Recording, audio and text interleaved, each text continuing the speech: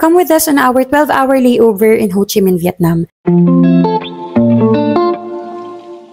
Alam niyo ba dahil sa kakahintay namin ng seat sale, tumaas na yung airfare from Da Nang to Manila? Kaya naman we decided to reroute via Ho Chi Minh instead. We paid 1,500 pesos sa Vietjet, then Ho Chi Minh to Manila via Vietnam Airlines. Smooth naman ang Vietjet flight, no delays, and we landed in Ho Chi Minh at around 7 a.m. From the airport, we booked a grab straight to our hotel C Central to leave our luggage. Since 2 p.m. pang check-in, we went first to Bentay Market, mas okay yung reviews dito compared sa Bentan. After that, we dropped by Ruby's and I bought a pair of pants for 600,000 Vietnamese dong. Grabe, the quality was so good and not too pricey. Bibili pa sana ako ng ibang color kaso limited lang yung sizes nila. Next stop, Saigon Co-op Mart to buy pasalubong like coffee and snacks. Mas mura dito compared to Bintay since it's a grocery. By afternoon, we checked in at the hotel and I was shocked. Ang laki ng room, may 3 beds, good for 5 packs na yan, tapos 2,000 pesos per night lang. Located to sa District 1 Buvian area, we booked it through Agoda. Here's my promo code para maka-discount kayo. For lunch, we tried the Comtam nearby, grilled pork with rice, ang sarap. After resting, napping, and freshening up, we headed to the post office and the coffee apartment to take photos. Of course, nakapag Ho Chi Minh ka ba talaga kung wala kang picture dito? We even tried their newest MRT, ang ganda, malinis, and very modern. By 7 p.m. bumalik na kami sa hotel for our 1 a.m. flight back to Manila. Reminder, dapat 4 to 5 hours before flight nasa airport ka na kasi totoo talaga ang balita, mahaba ang pila. Watch out for my separate Vietnam Airlines review. Thank you for watching!